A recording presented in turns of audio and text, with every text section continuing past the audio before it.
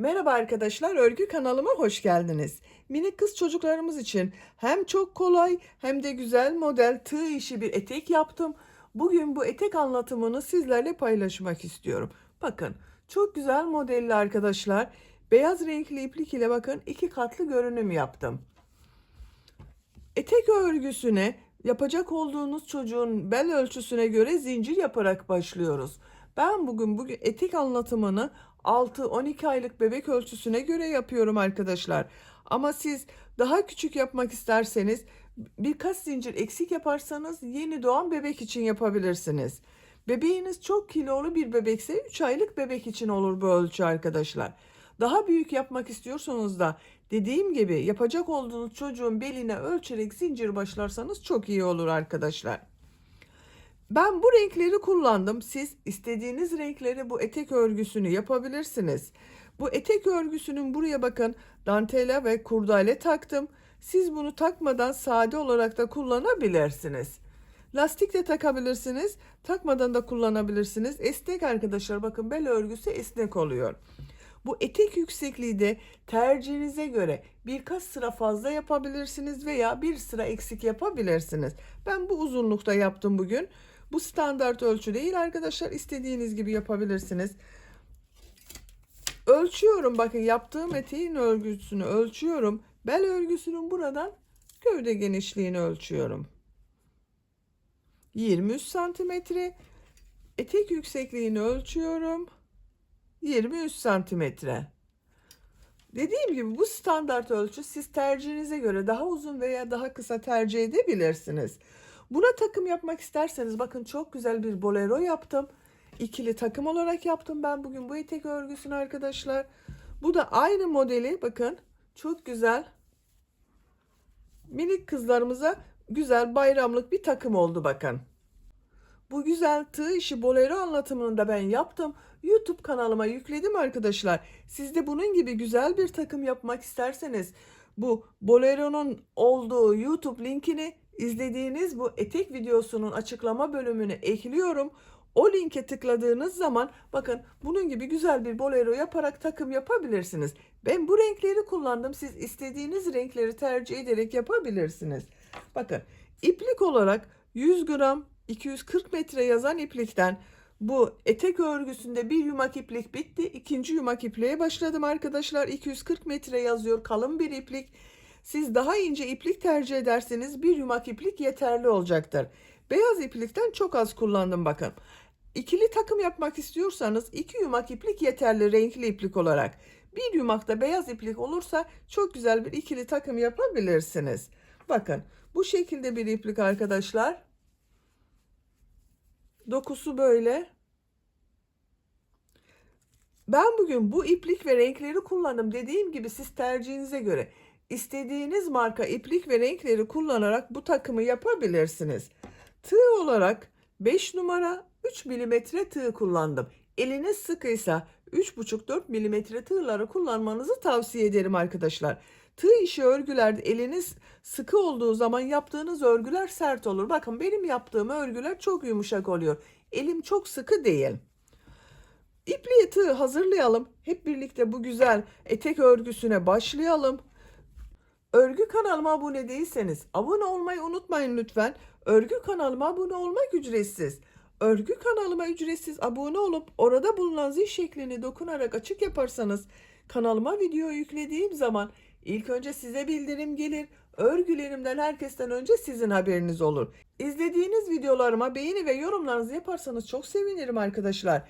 Örgü kanalıma ücretsiz abone olup beğeni ve yorumlarıyla destek olan bütün arkadaşlara ayrıca teşekkür ederim.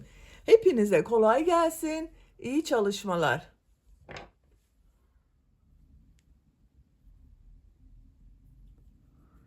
Örgüye zincir yaparak başlıyorum. Zincir yapmak için ilk ilmeği ben bu şekilde yapıyorum. Size nasıl kolay geliyorsa ilk ilmeği o şekilde yapabilirsiniz. Zincirleri yapmaya başlıyorum. Çok sıkı zincirler yapmıyorum arkadaşlar.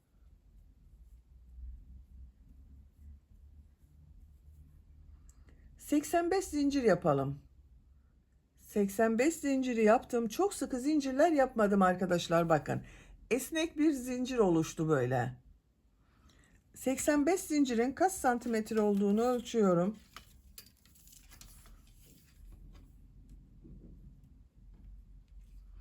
34 santimetre zincir uzunluğu var. 34 santimetre için ben 85 zincir yaptım. Sizin eliniz sıkıysa daha fazla sayıda zincir yapmanız gerekebilir arkadaşlar. El sıklığına göre bu zincir sayısı değişebilir. Bu zincir sayısı yapacak olduğunuz çocuğun bel ölçüsüne göre daha farklı da olabilir. Siz kaç aylık çocuk için veya kaç yaşındaki çocuk için yapıyorsanız onun beline ölçerek bu zinciri yapabilirsiniz.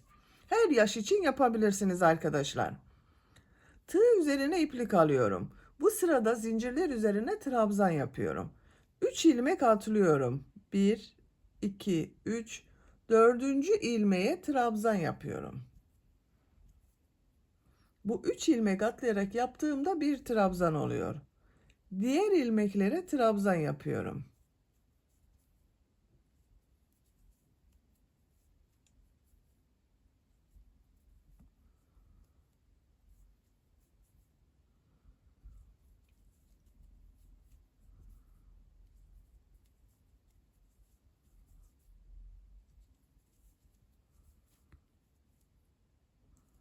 Sıra sonuna kadar devam edelim.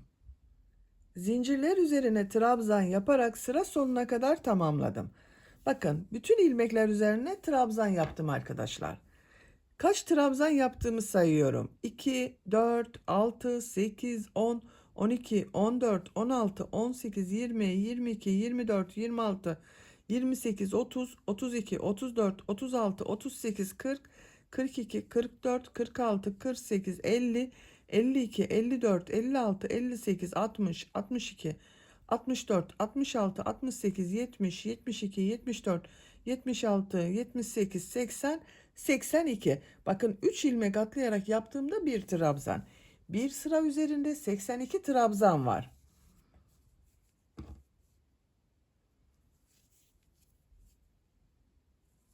İlmek kaydırma yaparak bakın şu şekilde birleştiriyorum. Düzgün yapıyorum arkadaşlar. Bakın düzgün yaptım. Burada 3 ilmek atlayarak yaptığım 3. zincirin üzerine tığı taktım. İlmek kaydırma yaparak sırayı birleştiriyorum. Artık tek parça olarak devam edeceğiz. 2 zincir yapıyorum. Tığ üzerine iplik alıyorum. Bu ilk trabzanı boşluktan alarak trabzan yapıyorum. Bu sırada bir düz bir ters boşluktan alarak trabzan yapıyorum. Bakın ilk ilmeği boşluktan alıyorum, trabzan yapıyorum. Bunu ters taraftan boşluktan alıyorum, trabzan yapıyorum. Düz taraftan boşluktan alıyorum, trabzan yapıyorum. Ters tarafta boşluktan alıyorum, trabzan yapıyorum. Bir düz bir ters boşluktan alarak trabzan yapıyorum.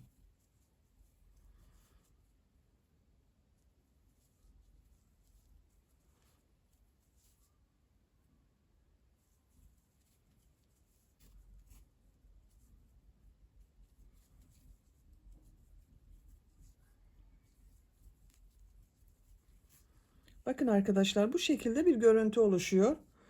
Burayı da birleştirelim. Bakın trabzan sırası yaptım. Bunu burada bulunan ipliğe bu ilmeğe tığı takıyorum. Bakın ipliği içinden çekiyorum. İlmek içinden tekrar iplik çekiyorum. Burayı sıkı yaptım bakın. Birleştirdim arkadaşlar. Artık orası ayrı değil bakın. Bir düz bir ters boşluktan alıp trabzan yaparak sıra sonuna kadar devam edelim. Sıra sonuna kadar bir düz bir ters boşluktan alarak trabzan yaptım. En son trabzanı bakın düz taraftan boşluktan alarak trabzan yaptım. Sıra başında da ilk trabzanı düz boşluktan alarak trabzan yaptım arkadaşlar. İlmek kaydırma yaparak bakın bu ipleri birleştiriyorum. Bu iki zincir yaptığımda ters tarafta görünen trabzan oldu. Bakın bu şekilde oldu. Bir düz bir ters boşluktan aldık, trabzan yaptık, esnek oldu bakın arkadaşlar. Üçüncü sıradayım. 2 zincir yapıyorum. Tığ üzerine iplik alıyorum. Bu sırada Bu yaptığım trabzanları hangi yönde görüyorsam o taraftan boşluktan alarak trabzan yapıyorum. İlk baktığım düz görüyorum. Düz taraftan boşluktan alıyorum, trabzan yapıyorum. Ters tarafta görüyorum. Ters taraftan boşluktan alıyorum, trabzan yapıyorum. Düz taraftan boşluktan alıyorum, trabzan yapıyorum. Ters tarafta boşluktan alıyorum, trabzan yapıyorum. Nasıl görüyorsak o şekilde boşluktan alarak trabzan yapıyoruz.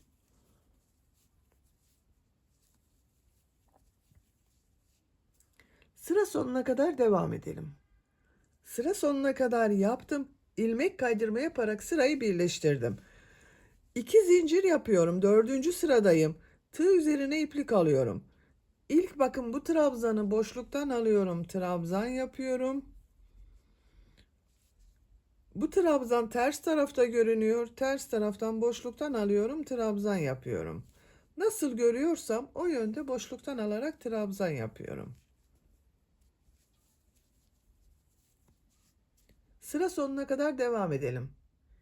Bel örgüsünü 4 sıra yaptım. 1, 2, 3, 4.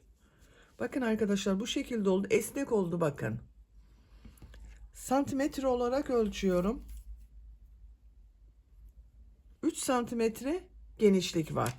Ben bunu 3 santimetre yaptım arkadaşlar. Siz tercihinize göre bir sıra fazla yapabilirsiniz. Veya daha küçük bebek için yapıyorsanız bir sıra eksik yapabilirsiniz. Şimdi model yerleştirmedeyiz. Bakın en son ilmek kaydırma yaparak sırayı birleştirdim. 3 zincir yapıyorum. Tığ üzerine iplik alıyorum. Üçlü trabzan yapıyorum.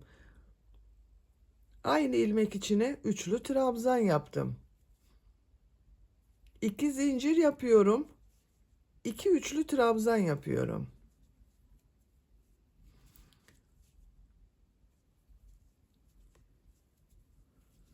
Bakın bu 3 zincir yaptığımda bir trabzan, 2 üçlü trabzan, 2 zincir, 2 üçlü trabzan oldu.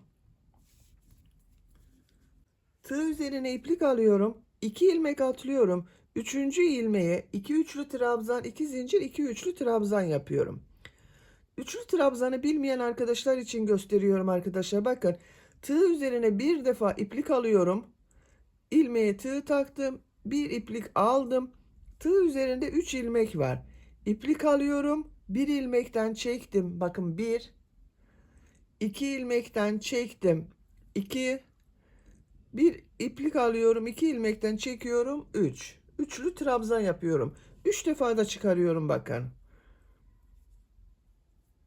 1, 2, 3. 2 zincir, 2 üçlü trabzan yapıyorum.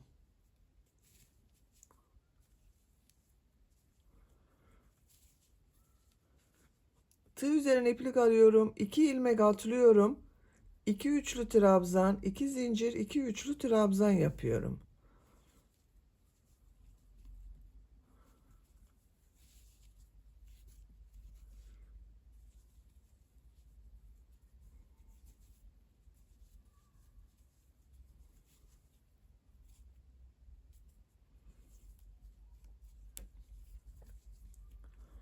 Bakın 3 modeli yaptım. Aralarda 2 ilmek atladım.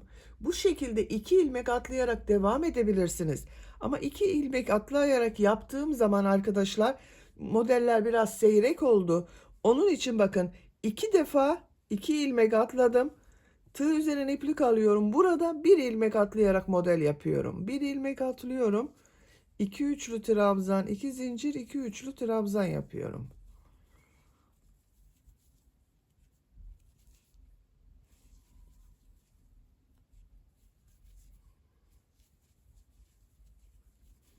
Tığ üzerine iplik alıyorum. 2 ilmek atlıyorum. 2 üçlü trabzan, 2 zincir, 2 üçlü trabzan yapıyorum.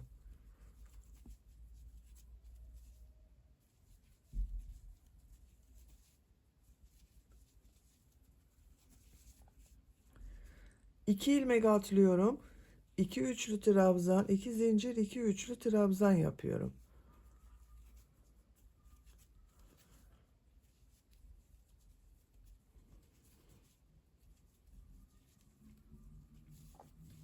Bakın. Bir, iki yerde 2 ilmek atladım, model yaptım. Burada bir ilmek atladım, model yaptım. 2 yerde 2 ilmek atlayarak model yaptım. Şimdi tekrar bir ilmek atlıyorum. 2 üçlü trabzan, 2 zincir, 2 üçlü trabzan yapıyorum.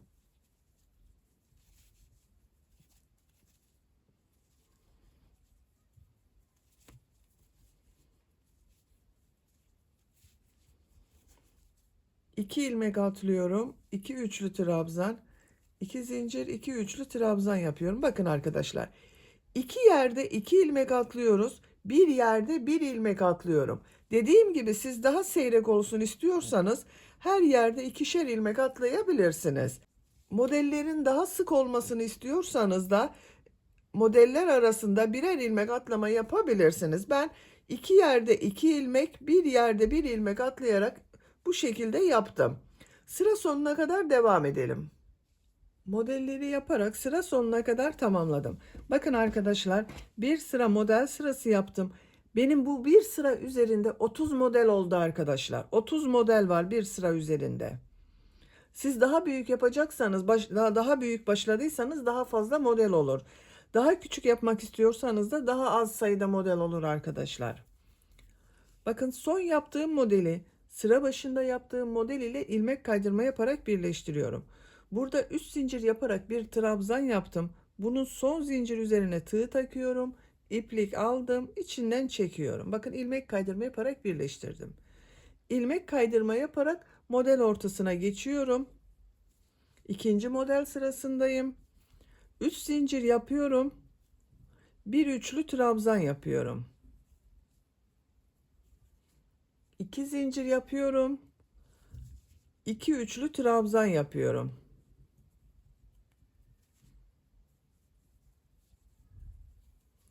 Tığ üzerine iplik alıyorum. Bakın bu 2 zincirin üzerine 2 üçlü trabzan, 2 zincir, 2 üçlü trabzan yapıyorum.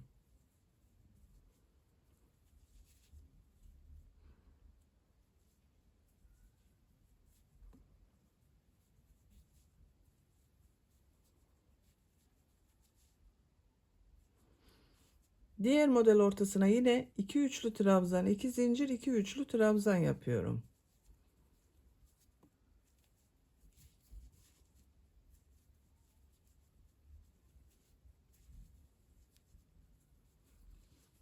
Bakın bu şekilde arkadaşlar.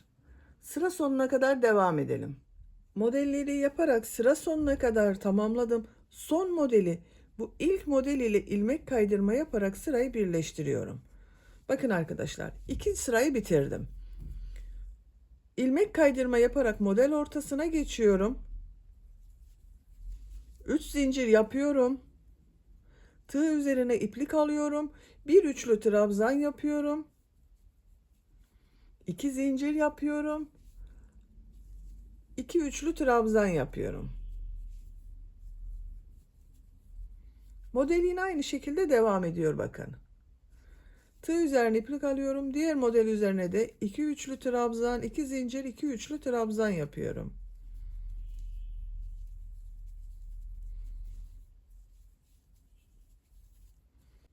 Sıra sonuna kadar devam edelim.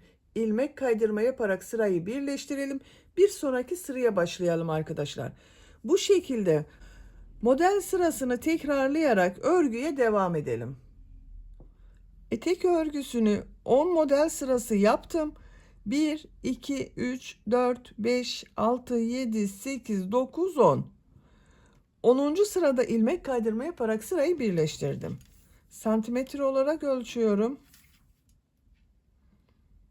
18 santimetre yükseklik oldu arkadaşlar. Siz biraz uzun olsun istiyorsanız 1-2 sıra devam edebilirsiniz. Şimdi 11. sıradayım. Burada farklı bir model yapıyorum.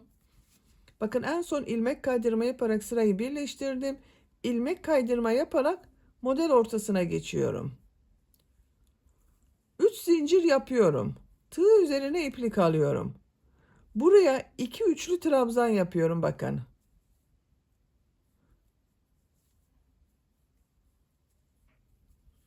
Başta yaptığım bu 3 zincir de bir trabzan, 3 üçlü trabzan oldu arkadaşlar. 2 zincir yapıyorum. Bu son yaptığım trabzanı, bakın burada bir ilmek görünüyor.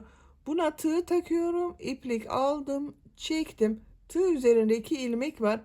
İplik alıyorum, ikisini içinden çekiyorum. Tığ üzerine iplik alıyorum. Buraya 3 üçlü trabzan yapıyorum.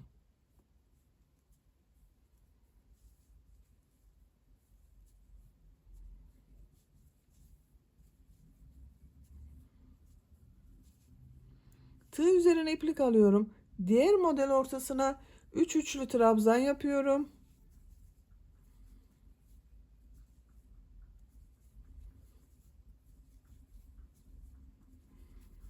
2 zincir yapıyorum.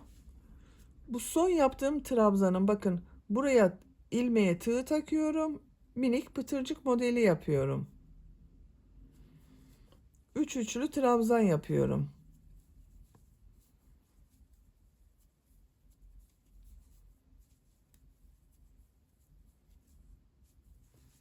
Diğer model ortasına yine 3 üçlü trabzan yapıyorum.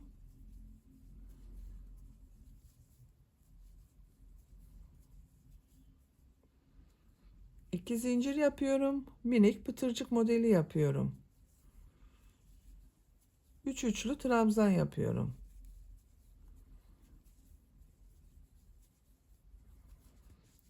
Bakın bu şekilde pıtırcıklı model yapıyoruz arkadaşlar. Sıra sonuna kadar devam edelim. Sıra sonuna kadar tamamladım. Son model ile ilk modeli ilmek kaydırma yaparak birleştiriyorum. İpliği kesiyorum.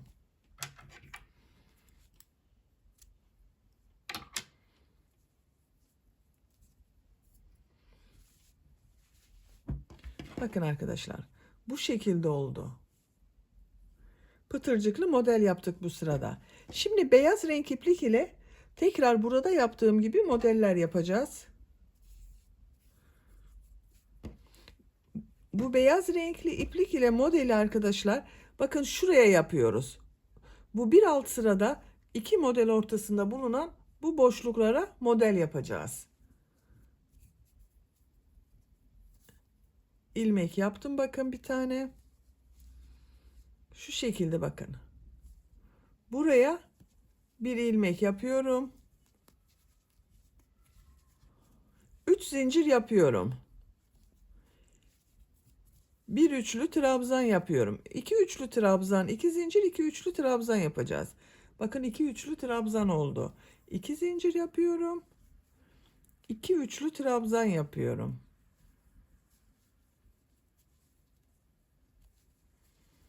Tığ üzerine iplik alıyorum. Diğer model ortasına, bakın şuraya. 2 üçlü trabzan yapıyorum.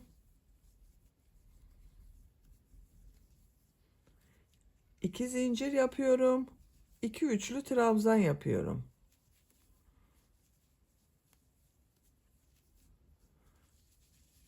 Bakın tekrar gösteriyorum arkadaşlar.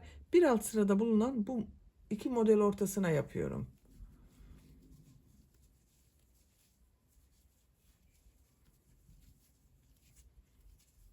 2 üçlü trabzan, 2 zincir, 2 üçlü trabzan yapıyoruz.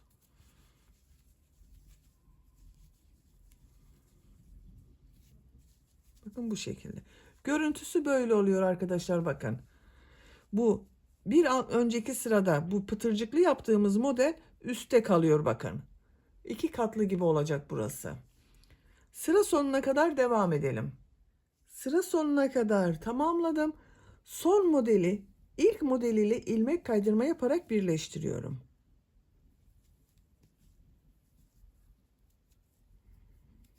Bakın arkadaşlar, bu şekilde oldu.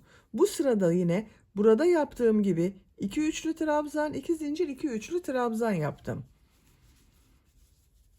Bu renk ile bakın son sırada yaptığımız üstte kalıyor arkadaşlar. Görüntüsü böyle oluyor.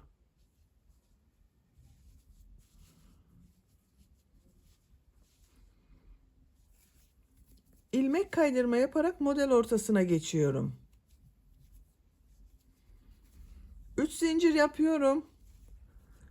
Tığ üzerine iplik alıyorum. Bir üçlü trabzan yapıyorum. 2 zincir yapıyorum. 2 üçlü trabzan yapıyorum.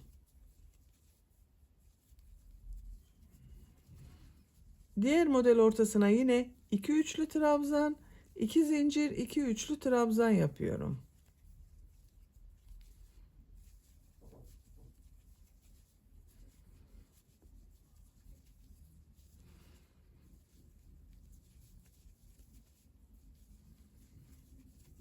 Bakın, model aynı şekilde devam ediyor. Birkaç sıra bu şekilde 3 sıra yapabilirsiniz, 4 sıra yapabilirsiniz, 5 sıra yapabilirsiniz tercihinize göre. Beyaz modelleri devam edelim. Beyaz renk iplik ile modelleri 3 sıra yaptım arkadaşlar. 1, 2, 3. İlmek kaydırma yaparak sırayı birleştirdim. Bakın, görüntü böyle oldu. Dördüncü sırada bu renkli bölümün son sırasında yaptığım gibi pıtırcıklı modeli yapıyorum. Siz bunu 3 değil de 4 sırada yapabilirsiniz. Biraz daha uzun etek olsun istiyorsanız 4 sıra model yaptıktan sonra bu pıtırcıklı bölümü yapabilirsiniz. İlmek kaydırma yaparak bakın, zincirli boşluğa geçiş yapıyorum. 3 zincir yapıyorum. Tığ üzerine iplik alıyorum. 2 trabzan yapıyorum. Üçlü trabzan olarak yapıyorum bakın. Bu 3 zincirle birlikte 3 trabzan oldu. 2 zincir yapıyorum. Pıtırcık yapıyorum. 3 trabzan yapıyorum.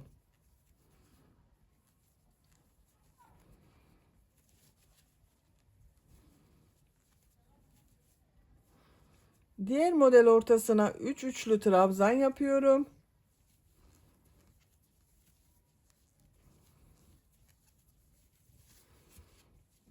İki zincir yapıyorum. Pıtırcık modeli yapıyorum. 3 trabzan yapıyorum.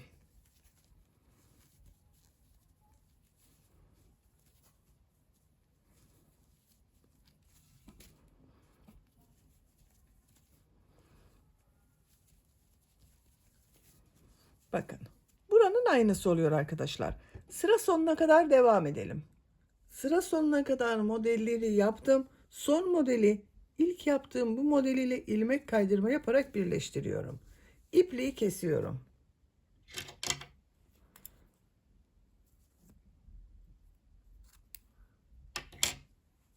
İlmek içinden çektim. Bakın arkadaşlar, çok güzel oldu. Etek örgüsü bitmiş oldu böylece, bakın. Çok güzel etek yaptık. 2 katlı görünüm elde ettim, bakın böyle. 2 katlı gibi görünüyor. Etek bu şekilde kullanıma hazır. Ama isterseniz bu bel örgüsünün buraya iç bölümden bebek lastikleri takabilirsiniz. Biraz daha sıkı olsun istiyorsanız. Veya şu şekilde dantela kordon takabilirsiniz. Kurdale kordon takabilirsiniz. Tercihinize göre istediğiniz gibi bu eteği kullanabilirsiniz. Bitmiş olarak size ölçülerini söylüyorum. Yüksekliğini ölçüyorum.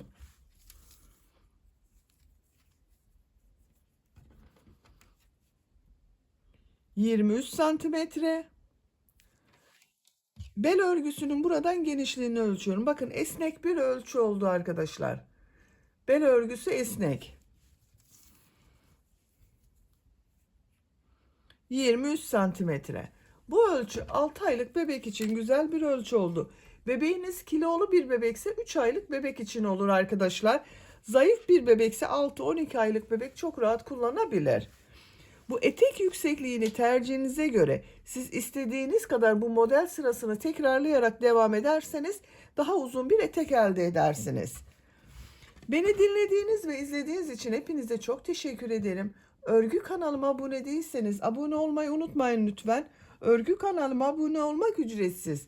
Örgü kanalıma ücretsiz abone olup orada bulunan zil şeklini dokunarak açık yaparsanız kanalıma video yüklediğim zaman ilk önce size bildirim gelir. Örgülerimden herkesten önce sizin haberiniz olur.